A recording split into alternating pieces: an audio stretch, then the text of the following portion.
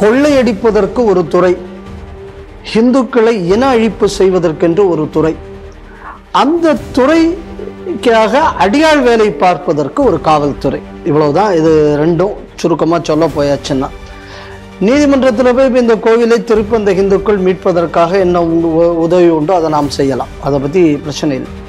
But அதுவரை அதில் வைக்கிற உண்டியில் அங்கே உள்ளது எல்லாம் இவங்க இதுக்கு வரும். அதுக்கிடையில் அது உள்ளே இருக்கிற தர்மகர்த்தாக்களுக்கு இடையில அவர் சண்டையை உண்டாக்கி அந்த கேஸை இழுத்து வச்சுட்டு பண்ணக்கூடியது இதை இவர்கள் செய்ய போகிறார்கள். இதில் முறைகேடா இல்லைன்னா வேற ஏதாவது காரணத்தினால் தடுக்கப்பட்டதா, இது ஒரு ஆஸ்பெக்ட். ஆனால் இது எல்லாத்துக்கும் பின்னாடி இன்னொரு ஆஸ்பெக்ட் என்ன இருக்கு அப்படின்னா, இந்த மாதிரி நாளைக்கு அதை ஆட்டையை போடுவதற்கு. ஏன்னா நீர்பிடிப்பு பகுதியில் முன்னாடி 10 வருஷத்துக்கு மேலே அந்த இடத்துல தண்ணி இல்லாமல் இருந்தாச்சுன்னா அதை பயன்படுத்தப்படாதுன்னு இருந்துச்சு. அந்த இடத்துல தண்ணி தங்காமல் இருந்தாச்சுன்னா பட்டா போட்டு கொடுக்கலாம்னு அதை சட்டத்தை திருத்தினது யாருன்னா கருணாநிதி. எல்லா இடத்துலையும் இந்த அளவு ட்ரக் எப்படி மலிந்து கிடைக்கிறது, அதை யோசிக்கணும்ல. அடுத்தது எனக்கு இந்த விஷயத்துல மத்திய அரசுக்கு மேல இருந்த நம்பிக்கையும் போயிடுச்சு. அவன் இந்த ஜாஃபர் சாதிக் என்னாச்சு அந்த கேஸ், அவன் வெளில வந்து அவன் சௌரியமா இதாயிட்டான். அதுக்கப்புறம் இதுக்கு முன்னாடி பார்த்தாச்சுன்னு சொன்னா பல கேஸில் எந்த ஒரு ரெட்டி ஒரு ஆஃபீஸருக்கு அது ஏதோ வந்து தான், அது எவ்வளவோ லட்ச கோடி ரூபா ஃபைன்ல இருந்து அப்படியே வந்து இப்போ ஒன்றுமே இல்லாமல் அந்த கீழையும் போயிடுச்சு. எனக்கு இது பார்த்தாச்சுன்னா இந்த திமுக பிஜேபி இடையில மேட்ச் ஃபிக்ஸிங் தான் நடந்துகிட்டு இருக்கிற மாதிரி தான் எனக்கு இது தோணுது. இங்கே நடக்கக்கூடிய பல விஷயங்களை பார்த்தால் இங்கே பிளாட்ஃபார்ம் பேனிங்கை பற்றி யாரும் பேசலை. அதில் இந்த மாதிரியான கண்டென்ட்டை தான் பேன் பண்ணணுங்கக்கூடியதான் இங்கே இருக்கக்கூடிய அவங்களுக்குள்ள சப்மிஷன். இப்ப இதுக்கு அதை இணைத்து கொண்டு பேச வேண்டியதற்கு தேவை என்ன?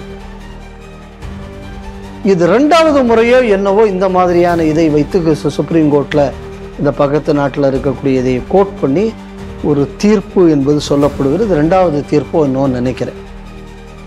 எனக்கு புரியல இது என்ன அப்படின்னா, இதுக்கு இந்த நாட்டில் அப்படி ஒரு கலகம் வரணும் அப்படின்னு இவர்கள்லாம் பிரார்த்தனை செய்கிறார்களா? ஏன்டா இப்போ உலக தமிழர்கள்லாம் ஒன்றுபடணுமா வேண்டாமா? நியாயத்துக்கு ஒன்றுபடணும்ல. ஒரு தமிழனுக்குள்ள ஒரு நியாயமான ஒரு விஷயம். உன் இடத்த அவன் பிடுங்கினானா? கிடையாது. அவன் சொந்தமா இடம் வாங்கி அவன் சொந்தமாக வாங்கியிருக்கான். அதுக்குள்ள பர்மிஷன் அவன் வந்து லீகலாக வாங்கியிருக்கான். எந்த ஒரு இடத்துலையும் அவனுக்கு வந்து ஒரு இது இல்லை. அப்ப நீங்க மட்டும் இந்த ஊர்ல அங்கங்க சிலுவையையும் மொத்தத்தையும் வைக்கிறீங்க இல்லடா, பர்மிஷனே இல்லாம சட்டவிரோதமா சர்ச்சை கட்டுறியே. எங்க போனாலும் அம்பையர் ஒயிடு காட்டுற மாதிரியே சிலையை வச்சுக்கிட்டு போறியே. ஒரு பாலும் லீகல் பால் கிடையாது. எப்ப பார் ஒயிட் எந்த ரோட்லயும் வச்சுக்கிட்டு இருக்கே. அப்ப இதெல்லாம் எப்படி அனுமதிக்கிறது அப்படின்னு நம்ம ஊர்ல எவனா கேட்டானா? கேட்கல இல்ல. அப்ப மத சுதந்திரம் கூடியது இந்த நாட்டுல இருக்கா அந்த நாட்டுல இருக்கா? இந்த நாட்டில் தான் இருக்கு.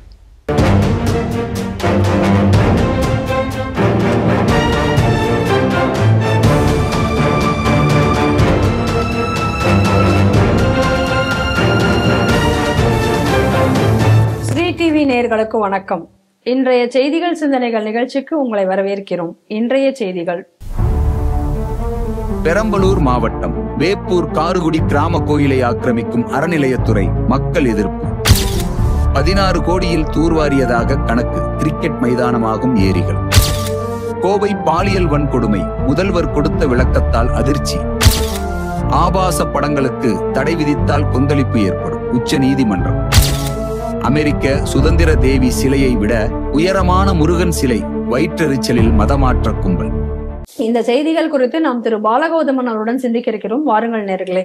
வணக்கம் அம்மா. பெரம்பலூர் மாவட்டத்தில் இருக்கக்கூடிய வேப்பூர் ஒன்றியம், அந்த வேப்பூர் ஒன்றியத்துல காருக்குடி அப்படிங்கக்கூடிய ஒரு கிராமம் இருக்கு. அந்த கிராமத்துல இருக்கக்கூடிய ஐயனார் கோவிலை அந்த பகுதி மக்கள் சொந்தமாக அவர்களுடைய செலவுல கட்டியிருக்கிறார்கள். இப்ப அந்த கோவிலை அறநிலையத்துறை கையில் எடுப்பதற்காக முயல்கிறார்கள். அதற்கு பொதுமக்கள் அங்க எதிர்ப்பு தெரிவிச்சிருக்காங்க. அதாவது அவங்க ஒரு வருஷமும் திருவிழா எடுக்கிறாங்க. அதுக்கும் அறநிலையத்துறையில் சார்பாக எந்த அவர்களிடம் பணம் எதுவும் தரதில்லை. இந்த கோவில் மொத்த திருப்பணியும் அந்த ஊர் மக்களே அவருடைய செலவுல செஞ்சிருக்காங்க. ஆனா இன்னைக்கு HRNC அதுக்கு வந்து உண்டியல் நாங்க வைக்க போறோம், அங்க கொண்டு வந்து நாங்க அதை டேக் ஓவர் பண்ண போறோம் அப்படின்னு சொல்லி வரும்பொழுது அந்த பொதுமக்கள் அங்க மிகப்பெரிய அளவுல எதிர்ப்பை தெரிவித்திருக்கிறார்கள். அந்த எதிர்ப்பை தெரிவித்ததுக்காக அங்க இருக்கக்கூடிய மக்களை வந்து காவல்துறையினர் கைது செய்து கொண்டு போகிறார்கள். பெண்கள், வயதானவர்கள் யாரையும் பார்க்காம எல்லாரையும் கைது செய்து கொண்டு போகிறார்கள். கொள்ளையடிப்பதற்கு ஒரு துறை, இந்துக்களை இன அழிப்பு செய்வதற்கென்று ஒரு துறை, அந்த துறைக்காக அடியாள் வேலை பார்ப்பதற்கு ஒரு காவல்துறை. இவ்வளவுதான். இது ரெண்டும் சுருக்கமா சொல்ல போயாச்சுன்னா, நீதிமன்றத்தில் போய் இந்த கோவிலை திருப்பி அந்த இந்துக்கள் மீட்பதற்காக என்ன உதவி உண்டோ அதை நாம் செய்யலாம், அதை பத்தி பிரச்சனை இல்லை. பட் அதுவரை அதுல வைக்கிற உண்டியில் அங்க உள்ளது எல்லாம் இவங்க இதுக்கு வரும். அதுக்கிடையில அது உள்ள இருக்கிற தர்மகர்த்தாக்களுக்கு இடையில அவர் சண்டையை உண்டாக்கி அந்த கேஸை இழுத்து வச்சுட்டு பண்ணக்கூடியது இதை இவர்கள் செய்ய போகிறார்கள். என் கேள்வி என்ன அப்படின்னா, இவ்வளவு நாளும் போகல, அந்த கோவிலை எல்லாரும் கட்டு வர பார்த்துக்கிட்டு படாருன்னு அங்க போய் வைக்கிறது இது வந்து முதல் முறை இல்லை. ஏற்கனவே மேலூர் பக்கத்துல எங்கேயோ ஒரு இடத்துல மதுரையில இதே மாதிரி ஒரு ஊருக்குள்ள வந்தாங்க, ஊர்க்காரங்க அடிச்சு வரட்டி விட்டாங்க இந்த அறநிலையத்துறையை. ஏற்கனவே நம்ம இந்த பார்த்தோம். இப்ப இது வந்து பெரம்பலூர் நடந்திருக்கு, பெரிய போலீஸ் போர்ஸோட போயிருக்காங்க. என் கேள்வி என்ன அப்படின்னு சொன்னா, புறம்போக்கில் கட்டப்பட்டு நீதிமன்றத்தால் ஆணை பிறப்பிக்கப்பட்டும் எவ்வளவோ கட்டடங்கள் மாற்றப்படுவதில்லை. ஆனா இதுல மட்டும் இவ்வளவு வேகமாக வந்து எப்படி செயல்படுறாங்க அப்படின்னு நமக்கு புரியல. இது எதை பார்க்கணும் அப்படின்னு சொன்னா, ஹிந்துக்களுக்குள்ள வழிபாட்டு உரிமையை பறிப்பது. முதல்ல இவன் கோவில் எடுத்துட்டான், இதனால என்ன கெட்டு போயிட போறது அப்படின்னு கேட்கலாம். நாளைக்கு வந்து நீ என்ன கும்பாபிஷேகம் பண்ண, நீ எப்படி பண்ணணும்னு நான் சொல்லணும்பா அடுத்தது. அப்புறம் யாரா மணி ஆட்டிக்கிட்டு இருக்கிறது, இனிமே ஐநாருக்கு இவர் ஆட்ட மாட்டார், இவர் தான் ஆட்டுவாருன்னு இவன் ஒரு ஆளை தூக்கி போடுறது. அப்புறம் தர்மகர்த்தான்னு ஒரு ஆளை போடுவான், அது யாருன்னா கட்சிக்காரன் ஒருத்தனை தூக்கி போடுவான். இன்னைக்கு கூட வேற ஏதோ ஒரு ஊர்ல ஏதோ ஒரு பிரச்சனை வந்திருக்கு அப்படின்னு சொன்னாங்க, கோயிலுக்குள்ள அப்புறம் வந்து உதயநிதி ஸ்டாலின் படத்தை கொண்டு கோயிலுக்குள்ள வைக்கிறது. திருப்பத்தூர் மாவட்டத்துல கூட நாற்றாம்பள்ளியில தான் ஒரு பெருமாள் கோவில் ஒண்ணு இருக்கிறது. இப்ப அந்த பெருமாள் கோவிலும் அப்படித்தான், இதே போல பொதுமக்கள் தான் அந்த கோவிலை புனர் திருப்பணி செய்து வைத்திருக்கிறார்கள். இப்ப அந்த கோவில போய் இதே போல நாங்க வந்து HRNC நாங்க எடுக்க போறோம், ஆனா அந்த கோவில்ல வந்து இரண்டு குழுக்களுக்கு இடையில ஒரு ஏதோ ஒரு பிரச்சனைகள் இருக்கு, அதை வச்சு நாங்க போய் அந்த HRNC அந்த கோயிலை எடுக்கிறதுக்கு முயலுகிற மக்கள். இப்ப இங்க மக்கள் ஒற்றுமையா இருக்காங்க, அடுத்து கொஞ்ச நாளைக்குள்ள அந்த கேஸ் வரதுக்கு முன்னாடி அதுக்குள்ள ஒரு பிரச்சனையை போட்டு அதை அந்த எடுக்கிறது. திமுக ஆட்சி முதல்ல வந்த உடனே நான் இதே விஷயத்தை தான் அங்க சொல்லிக்கிட்டு இருந்தேன். முதல் ஆண்டு மட்டுமே அவங்க கிட்டத்தட்ட 8-10,000 கோயில் கிட்ட எடுத்திருக்காங்க.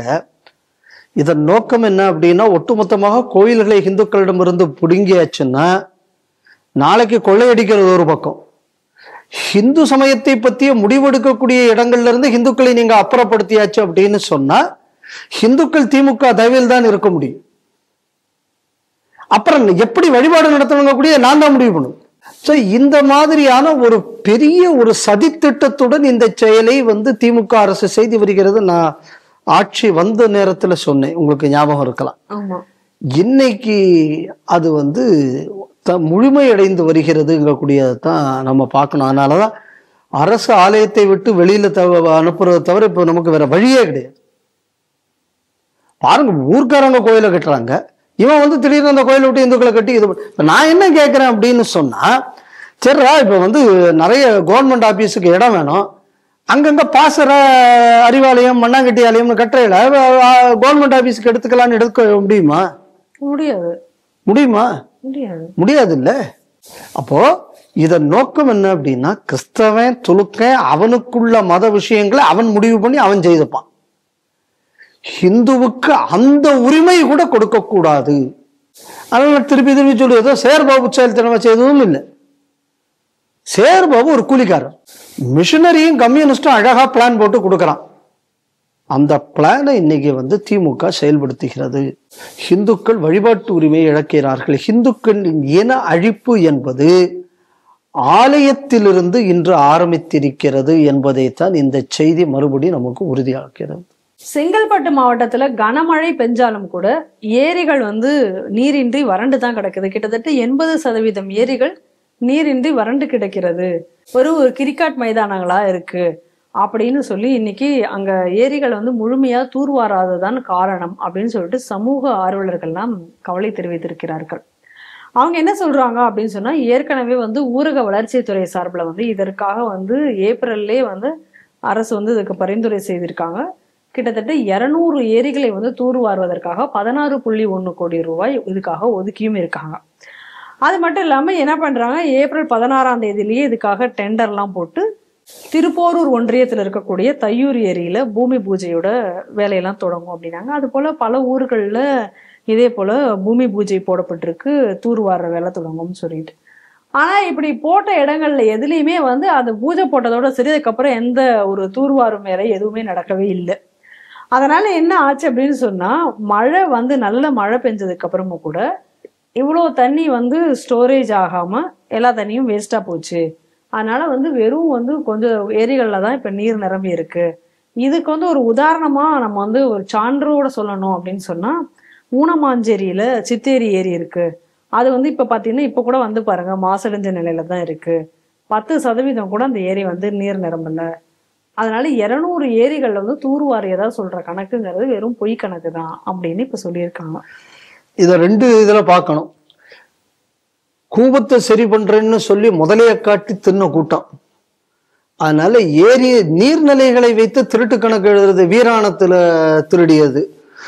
இதில் வந்து எப்படின்னா தண்ணியில இவங்க கொஞ்சம் எந்த தண்ணியிலும், அது டாஸ்மாக் தண்ணி ஆனாலும் கள்ளுச்சாராய கடையை திறந்து விட்ட தண்ணி ஆனாலும் தண்ணினால திமுகவுக்கு அது ஒரு தனி அவங்களோட டொமைன் அது. அதனால நம்ம வந்து அந்த விஷயத்துல வந்து அவங்கள முடியாது.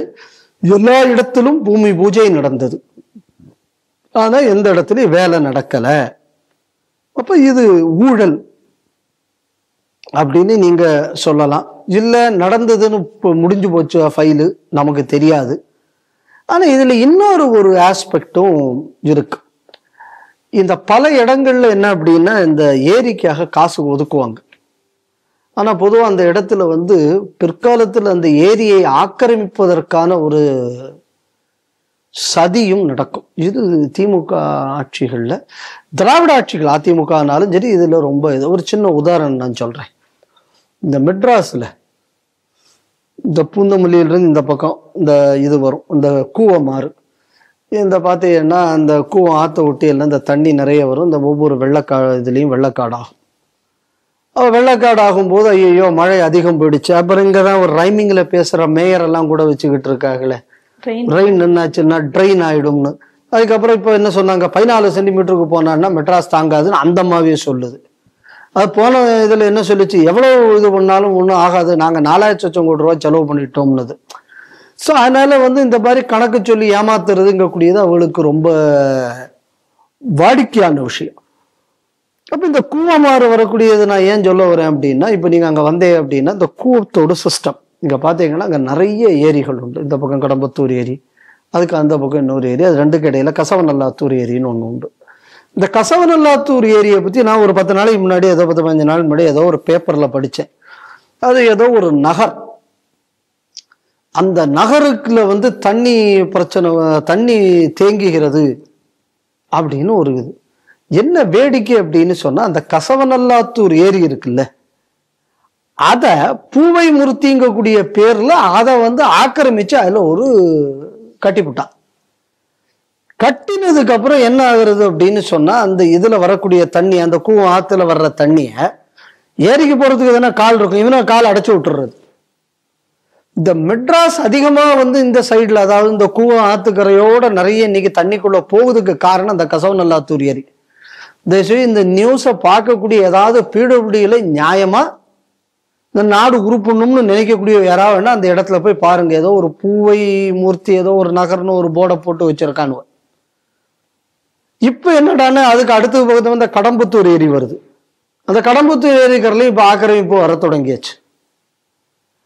இதெல்லாம் ஆரம்ப காலத்துல நடந்த ஆக்கிரமிப்பு. இப்ப அவன் அங்கங்க தண்ணியை தெடுத்து இது பண்ணி, இப்ப என்ன வேடிக்கை என்னன்னா, இந்த மழை வரும்போது கடம்பத்தூர் ஏரிக்கு இவங்க போகக்கூடியது எல்லாத்தையும் பிளாக் பண்ணியாச்சு வழிய. இங்க என்னடான்னா மாட வீதியை மட்டும் தண்ணி கடம்பத்தூர்ல ஆக்கிரமிச்சவன் சௌரியமா இருக்கான். இந்த தைஷான்னு ஒண்ணு இருக்கு, இந்த ஐஏஎஸ் ஆபீசர்ஸுக்கு குடியிருப்புன்னு ஒண்ணு, அது பக்கத்துல ஒரு பெரிய ஏரி இருந்தது. இப்ப அதே காணல. ஆனா ஒரு வேடிக்கை எப்படி யோசிச்சு பாருங்க, இப்ப கசவநல்லாத்தூர் ஏரிக்கு மேல அந்த கலெக்டர் நடவடிக்கை எடுக்கும்போது அவர் எந்த வீட்டுல இருந்து கிளம்பி போவார் ஆபீஸுக்கு? தைஷால தானே தங்கி இருப்பாரு. அப்ப அவர் கையெழுத்து போடுவாரு, அவரே ஏரியில என்ன உட்கார்ந்து இருக்காரு. ஸோ அதனால இந்த ஏரிகள்ல வந்து இன்னைக்கு ஏதோ பணம் ஒதுக்கி இருக்கான், இன்னைக்கு அங்க மராமத்து பணிகள் நடக்கவில்லை, இதில் முறைகேடா இல்லைன்னா வேறதான் காரணத்தினால் தடுக்கப்பட்டதா, இது ஒரு ஆஸ்பெக்ட். ஆனா இது எல்லாத்துக்கும் பின்னாடி இன்னொரு ஆஸ்பெக்ட் என்ன இருக்கு அப்படின்னா, இந்த மாதிரி நாளைக்கு அதை ஆட்டை போடுவதற்கு. ஏன்னா நீர்பிடிப்பு பகுதியில் முன்னாடி 10 வருஷத்துக்கு மேல அந்த இடத்துல தண்ணி இல்லாம இருந்தாச்சுன்னா அதை பயன்படுத்தப்படாதுன்னு இருந்தது. அந்த இடத்துல தண்ணி தங்காமல் இருந்தாச்சுன்னா பட்டா போட்டு கொடுக்கலாம்னு அதை சட்டத்தை திருத்தினது யாருன்னா கருணாநிதி. அதனால இந்த ஏரியா ஆக்குப்பை பண்றதுக்கு இதெல்லாம் ஒரு வழியாக திமுக பயன்படுத்துவதுங்கிறது காலங்காலமாக நடந்திருக்கிறது. ஆனா இன்னைக்கு இவ்வளவு மழை பெஞ்சிருச்சு, செங்கல்பட்டுல எல்லாம் மழை இருந்தது, தண்ணி தங்கல, வருத்தப்பட்டு எல்லாரும் சொல்றாங்க, நியாயம். ஆனா நீங்க இதை சாதாரணமாக அதோட இன்லெட் அவுட்லெட் எங்கெங்கெல்லாம் அடைபட்டு இருக்குன்னு நீங்க மொத்த சிஸ்டத்தையும் நீங்க நடந்து, ஏன்னா பல சிஸ்டம் நான் இந்த மாதிரி நடந்து பார்த்துருக்கேன். திருவள்ளூர் மாவட்டம், செங்கல்பட்டு மாவட்டத்துல எப்படியெல்லாம் அது ஆக்கிரமிக்கப்பட்டிருக்குன்னு எல்லாம் பார்த்துருக்கேன். ஸோ அதனால இது அந்த பணம் என்பதற்கும் அப்பாற்பட்டு ஒரு தொலைநோக்கு சிந்தனையுடன் நடக்கக்கூடிய ஒரு கொள்ளையும் இதில் உள்ளடங்கி இருக்கிறது. எப்படி முதல்ல வந்ததோ அந்த மாதிரி. அதனால காலம் காலமாக இந்த மாதிரி நடக்கக்கூடிய ஊழல்கள் ஒரு லெவலுக்கு அப்புறம் இது என்ன ஆகும் அப்படின்னா, மக்கள் மத்தியில ஒரு பெரிய கோபத்தை உண்டாக்கும். அப்போ எதிர்கட்சியிலையும் நல்லவர்கள் இல்லை, இல்லைன்னா வல்லவர்கள் இல்லை அப்படிங்கிற ஒரு சிச்சுவேஷன் வருதுன்னு வைங்க. இதை நாளைக்கு இந்த நக்சல் பயங்கரவாதிகள் பயன்படுத்துவதற்கான வாய்ப்பு இருக்கு. இது தமிழகத்துக்கு நல்லதில்லை.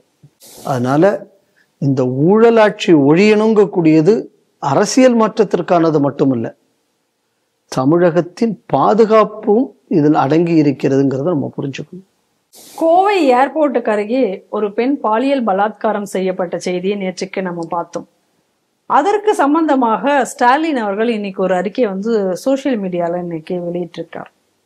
அதுல அவர் என்ன சொல்றாருன்னா, கோவை இளம்பெண்ணுக்கு நிகழ்ந்த அந்த துயரம்ங்கிறது ஒரு மனித தன்மையற்றது, இந்த மாதிரி கொடூர செயல்கள்லாம் கண்டிக்கத்தக்கது, அது இதுக்கு எந்த ஒரு கடுஞ்சொல்லும் கூட போதாது அப்படின்னு எல்லாம் சொல்லிட்டு குற்றவாளிகள் கண்டுபிடிக்கப்பட்டு உடனடியாக கைது செய்யப்பட்டுள்ளனர்.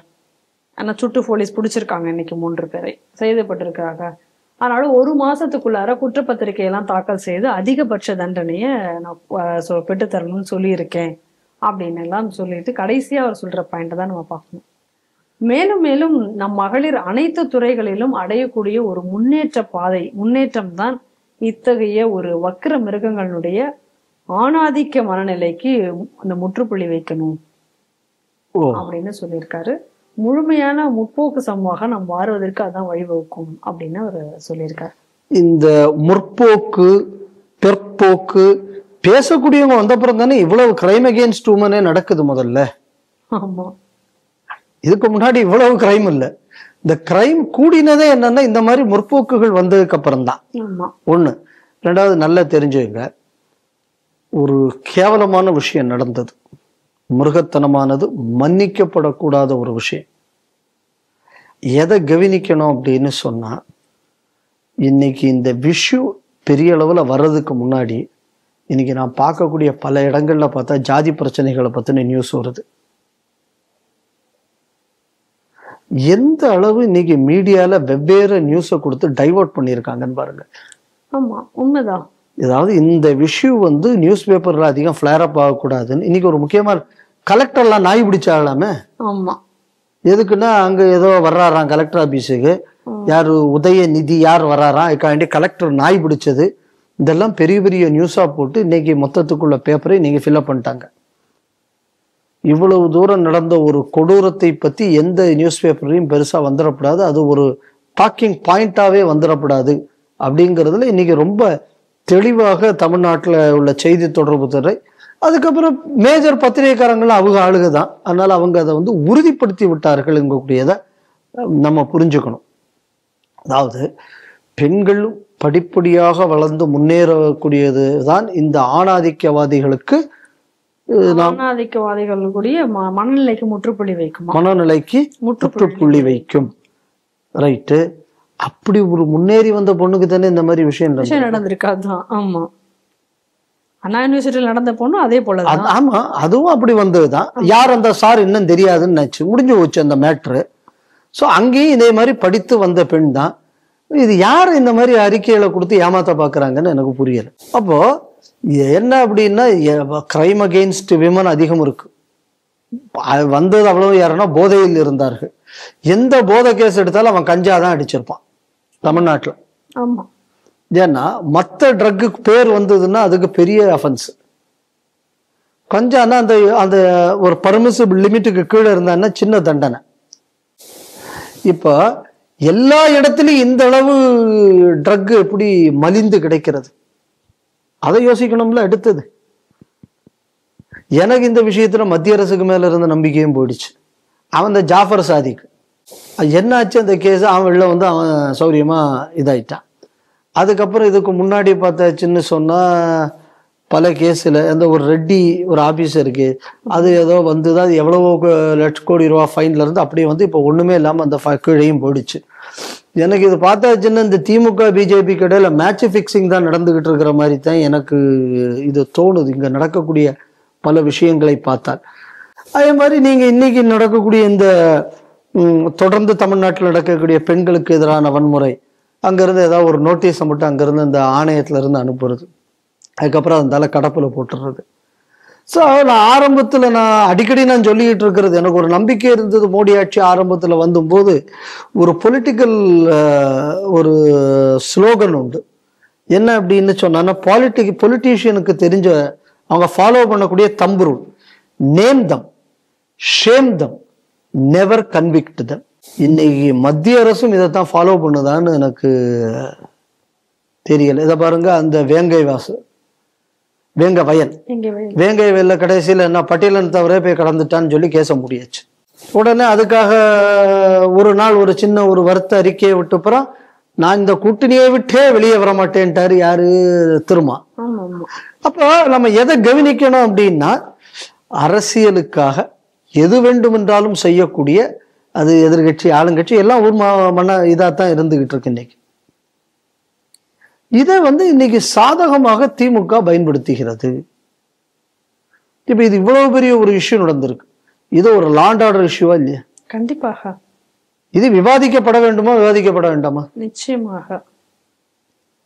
நேற்று கண்ணில் தெரிஞ்சவங்களே ஒரு கேள்வி கேட்கிறேன்.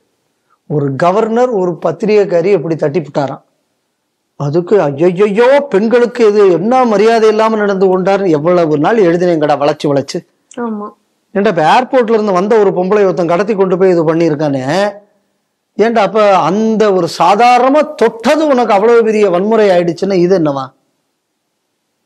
ஆனா இந்த கேண்டில் லைட் எல்லாம் காணும் இப்ப பாத்தீங்கன்னா. ஆமா, அவனும் இப்ப வந்து அந்த இதை தொறிட்டு நிக்கிறேன், அங்க போய் நிக்கிறேன், ஒரு வேலையும் காணல. எங்கேயோ வானதி வந்து ஏதோ ஒரு இது எடுத்துக்கிட்டு நின்று இருக்காங்க போல இருக்கு. அந்த பேர் என்ன, இந்த தீபம் எடுத்து அவங்க ஏதோ ஒண்ணு பண்ணியிருக்காங்க போல இருக்கு. அதிமுகல இருந்து பெப்பர் ஸ்ப்ரே பெண்களுக்கு வழங்கக்கூடிய ஒரு சடங்கு நடந்திருக்கு. ஆனா அது ஒரு பெரிய ஒரு அஜிடேஷனா அது வந்து நடக்கல. ஆனா இந்த பெண்ணியம் பெண்ணுரிமைன்னு பேசக்கூடிய ஒரு கூட்டம் உண்டு இல்ல, நாங்க தான் அதுக்கு அக்மார்க்கே நாங்க தான் அப்படின்னு சொல்லுவாங்கல்ல, அவங்கள ஏன் இதுவரை வாயை திறக்கல? எங்கயோ உத்தரப்பிரதேசம் நடந்துக்கலாம், கேண்டீன் எல்லாம் ஏத்திக்கிட்டு இருந்தா இல்ல. இப்ப இந்த லயலா காலேஜ் அப்பப்ப கேண்டீன் எல்லாம் கொண்டு சொருவாங்கல்ல, இப்ப ஒரு கேண்டீன் எடுத்து சொருகலையா? அவங்க சொல்லி இருக்கணும்ல. இவங்க ஏற்கனவே கூட இப்ப இங்க வந்து எவனோ ஜெயில இருந்து வெளில வந்தானா, கண்ணில் பார்த்தவனெல்லாம் கண்ணில் போட்டவனெல்லாம் போய் வெட்டினானா. என்னடான்னா அவன் போதையில இருந்தானா. அப்ப போதை இப்ப எவ்வளவு தூரம் உங்களுக்கு தமிழ்நாட்டில் எப்படி கிடைக்குது? பல முறை மத்திய உள்துறை அமைச்சர் திரு அமித்ஷா அவர்கள், அவங்க பொதுவா வந்து தமிழ்நாடு முதல்வருக்கு தமிழ்ல தான் லெட்டர் எழுதுற வழக்கம். மொழிப்பற்றின் காரணமாக அந்த மொழிக்கு மரியாதை கொடுக்கணும்னு எழுதுறாரா, இல்லைன்னா தமிழ்ல எழுதினாலாவது தப்பு இல்லாம இவர் படிப்பாருங்கக்கூடிய நம்பிக்கையில எழுதுறாரான்னு நமக்கு தெரியாது. இந்த போதை பழக்கத்தை பத்தி பல லெட்டர் எழுதி இதுவரை எந்த நடவடிக்கையும் தமிழ்நாட்டில் பெருசா எடுத்த மாதிரி நமக்கு தெரியல. அப்போ இன்னைத்த crime not only against women. ரெண்டாவது எதை பார்க்கணும்னா, போதை எவ்வளவு சர்வ சாதாரணமாக சமுதாயத்தின் கீழ்த்தட்டு வரை பரவி இருக்கிறதுன்னு பார்க்கணும். முதல்ல சாராய கடையை கருணாநிதி தொடங்கி வச்சு போட்ட சுழி, இன்னைக்கு ஸ்டாலின் பையன் ஆட்சி காலத்துல அதுக்குள்ள உச்சத்தை அடைந்து விட்டது. அன்னைக்கு சின்ன அளவுல இருந்தது. இன்னைக்கு ஒரு பெண் கூட இன்னைக்கு பாதுகாப்பா வெளியில போக முடியாது, ஆணும் போக முடியாது. அங்க நடந்தது பார்த்தீங்கன்னா ஆம்பளைகள்லாம் யாரு முன்னாடி தெரியாம விட்டு. அப்போ ஒரு அந்த ஆப்பிரிக்கால சில நாடுகள்ல இந்த மாதிரி ட்ரக் அபியூஸ் இருக்கும்போது இந்த யுகாண்டாலாம் இந்த பிரச்சனைகள்லாம் வந்தது. இன்னைக்கு கிட்டத்தட்ட தமிழகத்தை இந்த நிலைக்கு திமுக ஆட்சி கொண்டு விட்டு. இந்த லட்சணத்துல நீங்க முற்போக்குத்தனமாக இருந்தால் இவர்களுக்கு பதில் சொல்ல முடியும். முற்போக்குத்தனமா தானே அது ஏர்போர்ட்ல இருந்து இறங்குற பொண்ணு இங்க காலேஜ்ல தானே, அண்ணா இன்ஜினியரிங் காலேஜ் தானே, அது முற்போக்கா இருந்த பெண் தானே, அதுக்கு இந்த பாதுகாப்பு இருக்குங்க. தைரியமா படிக்க போக முடியலையே, படிக்க போக முடியல. அந்த லெவலுக்கு இன்னைக்கு தமிழ்நாடு வந்திருக்கு அப்படின்னு சொன்னா, பேய் அரசாண்டால் பிணம் தின்னும் சாத்திரங்கள் பாரதி சொன்னதுக்கு ஒரு அடையாளம் தமிழ்நாடு தான். ஆபாச படங்களுக்கு தடை விதித்தால் கொந்தளிப்பு ஏற்படும் அப்படின்னு சொல்லிட்டு நேபாள வன்முறையை சுட்டி காட்டி பேசியிருக்கிறது சுப்ரீம் கோர்ட். என்ன அப்படின்னா, இந்த மாதிரி ஆபாச படங்களுக்கு தடை விதிக்க கோரி ஒரு பொதுநல மனு தாக்கல் செய்திருக்காரு ஒருத்தர். அவர் என்ன சொல்றாருன்னா, அவருடைய மனுல ஆபாச படங்கள் வயது வந்தோர் மட்டும்தான் பாக்குற மாதிரி கொண்டு வரணும். ஏன்னா இன்னைக்கு யாருக்கு வேணா அது கிடைக்கிற மாதிரியான ஒரு சூழ்நிலை இருக்கிறது. அதனால அது சமுதாயத்திலும் மிகப்பெரிய பாதிப்புகளை ஏற்படுகிறது. அதனால சிறார்கள் அதை பார்க்க முடியாத வரைக்கு அதை தடை செய்ய வேண்டும். அதற்கு மத்திய அரசு ஒரு கொள்கையை வகுக்க வேண்டும் அப்படின்னு எல்லாம் கேட்டு அவர் ஒரு மனுவை தாக்கல் செய்கிறார். அந்த மனுவை தாக்கல் செய்து ஒரு வாதிட்டு வரும் பொழுது தலைமை நீதிபதி BR கவாய் திடீர்னு இடையில குறுக்கிட்டு, இந்த மாதிரி ஒரு தடை தான் நேபாளத்திலையும் ஏற்படுத்தினார்கள், அதற்கப்புறம் என்னென்ன விளைவுகள் நேபாளத்துல ஏற்பட்டது அப்படின்னு பாத்தீங்களா? அதனால இது குறித்து நாங்கள் எதுவும் இப்ப சொல்ல முடியாது, இது அரசாங்கம் தான் இதற்கு ஏதாவது ஒரு முடிவெடுக்க வேண்டும். இருந்தாலும் இந்த வழக்கை ஒரு 4 வாரங்களுக்கு தள்ளி வைக்கிறோம் அப்படின்னு சொல்லியிருக்கிறார்கள். 2 விஷயம் கவனிக்கிறேன். இது ஒரு பாலிசி டிசிஷன், அதனால கவர்மெண்ட் தான் முடிவெடுக்கணும்னு சொன்னா அவரோட பார்ட்டு சரி. நேபாளில் என்ன நடந்தது பார்த்தாயா அப்படின்னு சொன்னா, இந்தியாவில் இந்த மாதிரி நடக்கும் அப்படிங்கிற எச்சரிக்கையை இவர் கொடுக்கிறாரா? இல்லை, இந்த மாதிரி மத்திய அரசு ஏதாவது முடிவெடுத்தால் இந்த மாதிரி நீங்க கலகம் செய்ய வேண்டும் அப்படிங்கிற மெசேஜை இவர் அடுத்த ஜெனரேஷனுக்கு கொடுக்கிறாரா அப்படிங்கக்கூடிய சந்தேகத்தை தான் இந்த மாதிரியானது ஏற்படுத்துது. 2வது, அது வெரி கிளியர். அங்க என்ன நேபாளத்துல பிளாட்ஃபார்ம்ஸே பேன் பண்ணாங்க. இங்க பிளாட்ஃபார்ம் பேனிங்கை பத்தி யாரும் பேசல. அதுல இந்த மாதிரியான கண்டென்ட்டை தான் பேன் பண்ணணுங்க கூடியதான் இங்க இருக்கக்கூடிய அவங்களுக்குள்ள சப்மிஷன். இப்ப இதுக்கு அதை இணைத்து கொண்டு பேச வேண்டியதற்கு தேவை என்ன? இது 2வது முறையோ என்னவோ இந்த மாதிரியான இதை வைத்து சுப்ரீம் கோர்ட்ல இந்த பக்கத்து நாட்டில் இருக்கக்கூடிய இதை கோட் பண்ணி ஒரு தீர்ப்பு என்பது சொல்லப்படுகிறது. 2வது தீர்ப்போ என்னன்னு நினைக்கிறேன். எனக்கு புரியல இது என்ன அப்படின்னா, இதுக்கு இந்த நாட்டில் அப்படி ஒரு கலகம் வரணும் அப்படின்னு இவர்கள்லாம் பிரார்த்தனை செய்கிறார்களா? இது ஒரு பொறுப்பான இடத்திலிருந்து, அதுவும் ஒரு தலைமை நீதிபதி பயன்படுத்தக்கூடிய வார்த்தையா? பயன்படுத்தலாமா? அதை சரி என்ன, சரி அதெல்லாம் விட்டுருவோம். மோசமான படங்கள் பார்க்கறது இது. அப்ப இது அதோட ஒரு இது பண்றாங்க அப்படின்னா, மோசமான படம் இல்லாட்டாச்சுன்னா இந்த நாட்டில் உள்ள இளைஞர்கள் எல்லாம் கொதிப்படைந்து விடுவார்கள்னா, இந்த நாட்டில் இருக்கிற அவ்வளவு பசங்களும் இந்த மாதிரியான மக்கள் அப்படின்னு அவர் சொல்றாரு. அப்படியே இப்படி இந்த நாட்டில் உள்ள சின்ன பசங்க அப்படித்தான் இருக்காங்க அப்படின்னா, அப்ப இந்த நாட்டில் உள்ள திட்டங்களும் இந்த நாட்டில் இருக்கக்கூடிய கல்வி இதெல்லாம் சேர்ந்துதான் அவர்களை இப்படி ஆக்கியதா? அப்ப நீங்க என்ன கேட்டு சொல்லி இருக்கணும், நீங்க அதைத்தான் நீங்க ஒரு விஷயமா வச்சீங்கன்னா சென்ட்ரல் கவர்மெண்ட்டுக்கு ஒரு நோட்டீஸை கொடுத்து, இந்த மாதிரியான ஒரு சூழல் இருந்தாச்சுன்னா இதை மாற்றுவதற்கு நீங்க என்ன யோசனை வச்சிருக்கீங்க நீ கேட்டிருந்தேன்னா நியாயம். கரெக்ட். ஏங்க பசங்க இந்த மாதிரி இப்ப படத்தை எல்லாம் பார்க்க போறாங்க? இந்த மாற்றத்தை எப்படி நம்ம சரி பண்ண போறோம்? எனக்கு தெரிஞ்சு அவ்வளவு தூரம் ஒண்ணு இன்னும் இந்தியா மோசமாகல இந்த படத்துக்கு. ஏதோ அங்கங்க கொஞ்சம் கொஞ்சம் இடங்கள்ல இருக்குது, இல்லைன்னா மொத்தமா இல்லைன்னா மறுக்கல. ஒரு மாஸ் மூமெண்ட் அளவுக்கு அது பெரிய அளவுல இல்லை. இதை நான் எதை வச்சு பார்க்கிறேன்னா, இடையில பிபிசியில ஒரு ஆர்டிக்கிள் ஏன் இந்தியாவில் இந்த மாதிரி ஒரு புரட்சி வரவில்லை, ஜென்சி புரட்சி வரவில்லை. இது திட்டமிட்டு ஒரு கழகத்தை ஏற்படுத்த வேண்டும் என்று நோக்கத்துடன் எழுதப்பட்டது. இன்னைக்கு இந்த சீஃப் ஜஸ்டிஸுக்குள்ளது வந்து அதை கொராபரேட் பண்ற மாதிரி இருக்கு. சீஃப் ஜஸ்டிஸுக்கு இது அழகில்லை. ரெண்டாவது, இது ஏற்கனவே ஒரு முயற்சி நடந்தது. 2012-13 வந்து இந்த ஊழலுக்கு எதிரான இதுங்கக்கூடியதை கேஜ்ரிவாலை வைத்து இவங்க ஒரு அப்பாயும் மனுஷன் அண்ணா ஹசாரேயை முன்னாடி நிப்பாட்டி ஒரு ஊழலுக்கு எதிரானதுன்னு பண்ணி அன்னைக்கு ஓட்டு. ஏன்னா அன்னைக்கு மன்மோகன் சிங் அரசாட்சி ரொம்ப வீக்கா இருந்தது. அதை அடிச்சுட்டு இந்த நாட்டை முழுக்க ஒழிக்கலாம்னு ஒரு முடிவு பண்ணி வேலை பார்த்தா.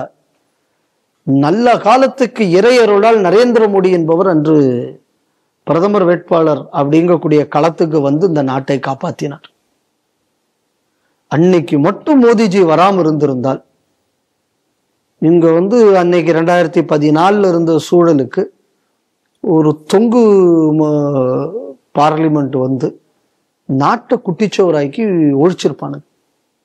பிரிவினையும் பல இடங்கள்ல வந்திருக்கும். இறையருளால் மோடிஜி வந்து நாட்டை காப்பாத்தினார். இப்போ இதே மாதிரி எப்படியாவது ஒன்று ஏற்பட்டு விட வேண்டும். Kejriwal experiment failed. சரி, மன்மோகன் சிங் இருக்கும்போது அந்த மாதிரி எக்ஸ்பெரிமெண்ட் எல்லாம் ஒர்க் அவுட் ஆகும். இங்க ஊழல் இல்லாத பிரதமர்லாம் இருக்காரு, பர்ஃபார்மிங் மினிஸ்ட்ரி இல்ல இருக்கு, எல்லா துறையிலும் பாரதம் முன்னேறி இருக்கிறது. அதனாலே உங்களால வந்து அந்த ரிசன்மெண்ட்டை ஏற்படுத்த முடியல. இப்ப இந்த ரிசன்மெண்ட்டை வேற ஏதாவது ஒரு வழியில ஏற்படுத்தலாமா அப்படின்னு ரூம் போட்டு யோசிக்கிற மாதிரி இருக்கு. இந்த பிபிசி ஆர்டிகிள் நீங்க கவனிச்சீங்களா? அதே இதுதான். எந்த ரிசன்மெண்ட்டும் இல்லை, ஆனா ரிசன்மெண்ட் இருக்கு. நீ இவனே இன்னத்த இந்த கவாய் அவர்களுக்குள்ள இந்த தீர்ப்புல நீங்க பார்த்தீங்கன்னா இதனால புரட்சி ஏற்பட்டு விடும். எங்க போட்டு ஏற்பட போகுது? டெல்லி இந்த மாதிரி பெரிய மெட்ராஸ், பாம்பே, பெங்களூர் இந்த மாதிரி பெரிய ஊர்ல வீட்டுல இருக்கக்கூடிய வேண்டாம் இதெல்லாம் ஒத்துப்பாங்க. நம்ம நாட்டு கிராம பக்கத்துல எல்லாம் இந்த மாதிரி படம் பார்த்துக்கிட்டு இருந்தாங்கன்னா அப்பனும் அம்மாவும் செவிழ் மேல குழந்தைக்கு விடுவாங்க. இதுக்காக வேண்டி ஒரு வயலும் போராட்டத்துக்கெல்லாம் விடவும் மாட்டாங்க. துண்டு படம் பார்க்குற போராட்டத்துக்காடா போறேன்னு அடிப்பாங்க. நல்லா படிக்கிற குடும்பங்கள்ல இருக்கக்கூடிய நல்ல இடங்கள்ல உள்ள பசங்களுக்கு எந்த அப்பா அம்மாவும் விட மாட்டாங்க. ஏன்னா இப்ப நான் தான் மெட்ராஸ்ல பாக்குறேன்னு இந்த ரோட்டோட வரும்போது பள்ளிக்கூடத்துல பையங்க பாடம் படிக்கிறாளோ இல்லையோ அவங்க அப்பா அம்மா தான் பாடம் படிக்கிறாங்கன்னு நினைக்கிறேன். இந்த கேகே நகர்ல இருந்து வரும்போது அங்க ஒரு பள்ளிக்கூடம் இருந்த பத்மா சேஷாதிரி பள்ளிக்கூடம். காலம்புறையே ஒரு கப்பல் மாதிரி ஒரு கார்ல வந்து இறக்கி விடுறாங்க, பையனை திருப்பி கார்ல கூட்டு போறாங்க. அங்க பார்த்தாச்சுன்னா அந்த டீச்சர் அந்த பாடம் இந்த பாடம்னு இந்த அம்மாக்கள் எல்லாம் பேசிக்கிட்டு இருக்காங்க இந்த ரோட்ல. நம்ம இந்த கடைக்கிட்ட வந்து நிற்கும்போது தெரியுது. அவர்களெல்லாம் இந்த துண்டுபட போராட்டத்துக்கெல்லாம் யாரும் குழந்தைகளை அனுப்ப போறது இல்லை. அதனால இந்த பயம் திரு கவாய் அவர்களுக்கு வேண்டாம். துண்டு படத்துக்காக இந்தியர்கள் போராடுவார்கள் அப்படின்னு சொல்லி இந்தியாவை இப்படிப்பட்ட ஒரு நாடாக சித்தரிக்க வேண்டிய அவசியம் கவாய் அவர்களுக்கு ஏன் வந்ததுன்னு எனக்கு தெரியல. இது வந்து உண்மைக்குமே ரசனை குறைவானதுங்கிறதையும் கூட இந்த தேசத்தை அவமானப்படுத்துற மாதிரியான கமெண்டாக நான் பார்க்கிறேன். அதுவும் ஒரு சீஃப் ஜஸ்டிஸ் ஆஃப் இந்தியாட்ட இருந்து இந்த மாதிரி ஒரு கமெண்ட், அதை அகெயின் லிங்கிங் இட் டு ஒரு ஸ்ட்ரீட் வயலன்ஸ், இது வந்து ஒரு ரசிக்கும்படியாக இல்லை. இது வந்து உண்மைக்குமே கண்டிக்கப்பட வேண்டிய விஷயமாக நான் பார்க்கிறேன். அமெரிக்காவில் சுதந்திர தேவி சிலையை விட உயரமான முருகன் சிலை அப்படின்னு சொல்லிட்டு அங்க உள்ள இந்துக்கள் கட்டிருக்காங்க. அதனுடைய வைத்தெரிச்சல்ல அப்படியே பல கருத்துக்களை வந்து இப்ப அவங்க அந்த கிறிஸ்துவ அடிப்படைவாதிகள் இந்த இதுல சோசியல் மீடியா அந்த மாதிரி இதுல பரப்பி கொண்டு வருகிறார்கள். என்ன அப்படின்னு பார்த்தோம்னா, நார்த் கரோலினால ஒரு பெரிய சிலை வந்து வைக்கிறதுக்காக முடிவு பண்ணியிருக்காங்க. 2018 அதுக்கான இதை ஆரம்பித்திருக்கிறார்கள். அங்குள்ள தமிழ் ஹிந்து கம்யூனிட்டி ஆர்கனைசேஷன் ஒன்று இதற்கான ஏற்பாடுகளை செய்து வருகிறார்கள். அவங்களோட டார்கெட் என்ன, உலகிலேயே மிகப்பெரிய ஒரு முருகன் சிலையை அங்க நிறுவனம் அப்படின்னு சொல்லி அவங்க முடிவு பண்ணியிருக்காங்க. அதோட சேர்த்து தமிழ் கல்ச்சுரல் மியூசியம், லைப்ரரி, கோவில் இதெல்லாம் கிட்டத்தட்ட அதுக்காக ஒரு 130 ஏக்கர் நிலத்துல அது பெரிய அளவுல பண்றதுக்கான ஒரு திட்டத்தை அவங்க வச்சிருக்காங்க. அதே வந்து அங்க வந்து ஒரு பெரிய ஒரு புகைச்சலை வந்து இப்ப அங்க இருக்கிற கிறிஸ்தவர்கள் மத்தியில ஏற்படுத்தி இருக்கிறது. அவங்க வந்து இப்ப ஒருத்தரும் ஒரு விஷயத்தை போறாங்க. சுதந்திரத்தையோட உயரமான ஒரு சிலை வைக்க போறாங்களாம். அது வந்து என்ன, ஒரு முருகன் ஒரு தெய்வமே கிடையாது, இது ஒரு குப்பசாமி, இந்த மாதிரி எல்லாம் வந்து பல கருத்துக்களை வந்து தொடர்ந்து அங்க பதிவிட்டு கொண்டு வருகிறார்கள். மத துவேஷம், அந்த மதத்வேஷத்தை பத்தி வருஷந்தோறும் ரிப்போர்ட் கொடுக்கிற நாடு அந்த நாடு. ஆமா. இப்ப இந்த நாடு என்ன லட்சணத்துல இருக்குன்னு நம்ம பார்க்கணும்.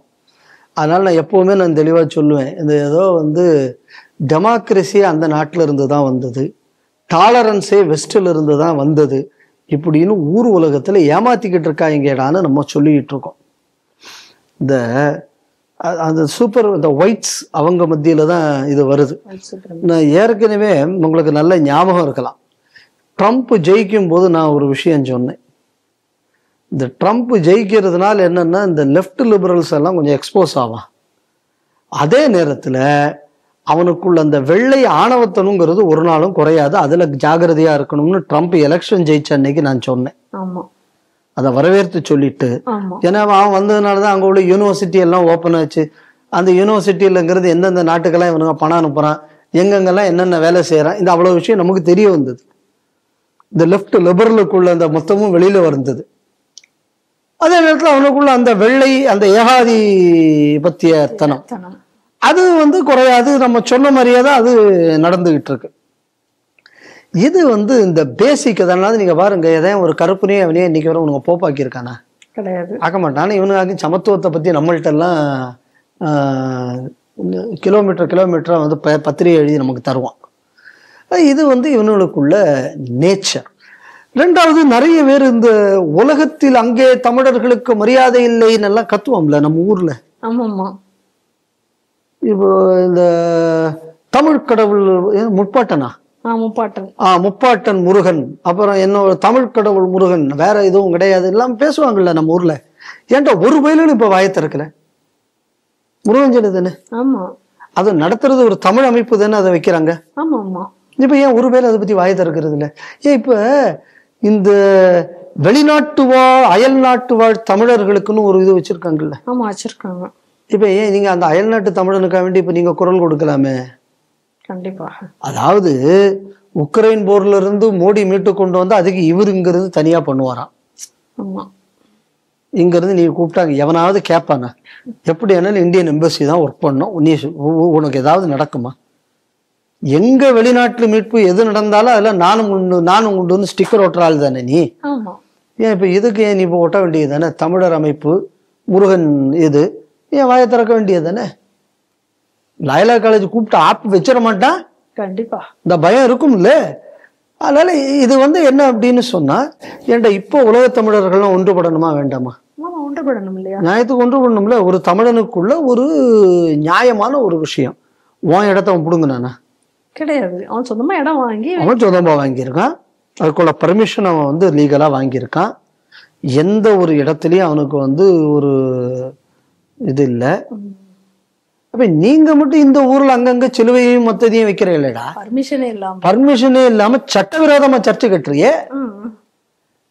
எங்க போனாலும் அம்பையர் ஒய்டு காட்டுற மாதிரியே சிலைய வச்சுக்கிட்டு போறியே. ஒரு பால் லீகல் பால் கிடையாது, எப்ப பார் ஒயிட், எந்த ரோட்லயும் வச்சுக்கிட்டு இருக்கியே. அப்ப இதெல்லாம் எப்படி அனுமதிக்கிறது அப்படின்னு நம்ம ஊர்ல எவனா கேட்டானா? கேட்கல இல்ல. அப்ப மத சுதந்திரம் கூடியது இந்த நாட்டுல இருக்கா அந்த நாட்டுல இருக்கா? இந்த நாட்டுல தான் இருக்கு. அப்ப மத சுதந்திரத்துக்கு நீ எப்படி இந்தியாவை பத்தியுமே என்ன மண்ணாங்கட்டிக்கு அறிக்கை கொடுக்கறது?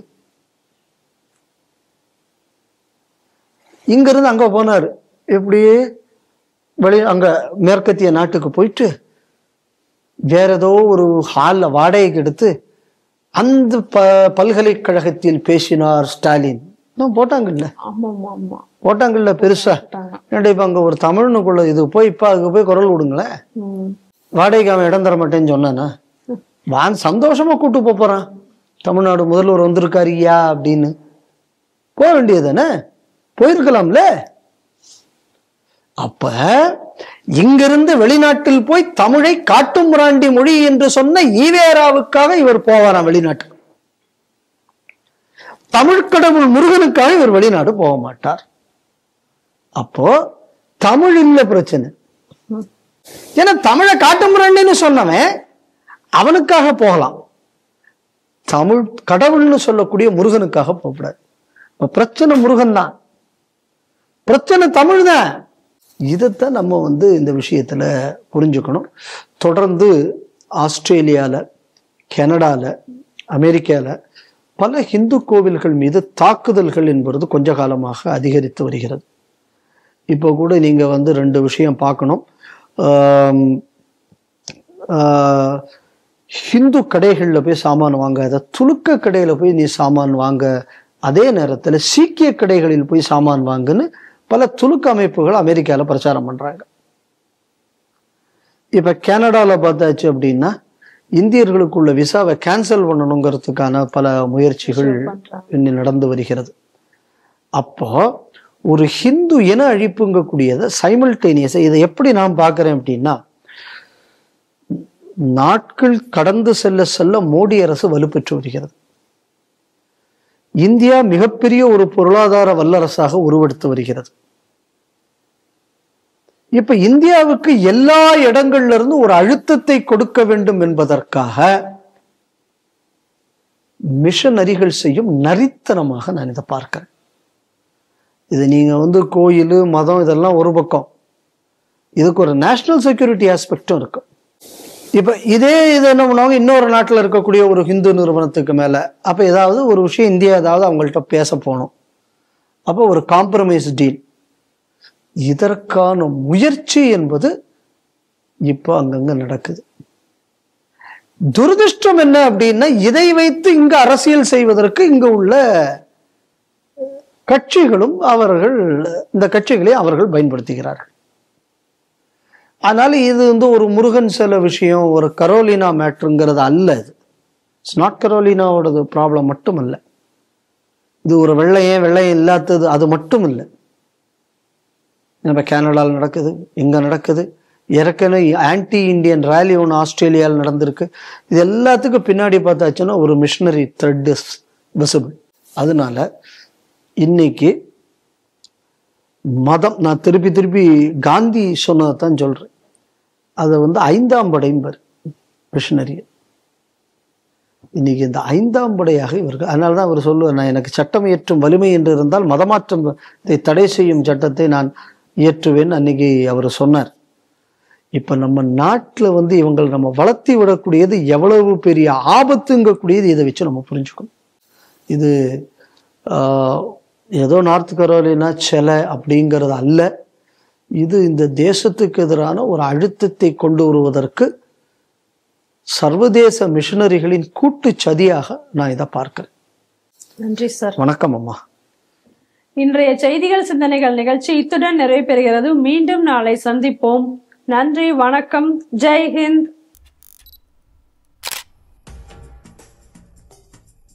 Vanakkam. I am delighted to share that the Tamil version of my book, Hindus in Hindu Rashtra, published by Blue One Ink, will be officially launched on November the 9th, 2025 in Coimbatore. This translation, which has been done by the Tamil translator and writer Sri Ananda Padmanabhan, Padmanji, is an initiative by Nam Desam Nam Perumai, NDMP Foundation, that brings the facts, arguments and truths of this book closer to the Tamil speaking community, my community, whose voice has always stood tall for dharma and civilizational integrity. I am very grateful to Sri Praveen Tiwari of Blue One Ink and Sri Padmanji for making the Tamil version a reality.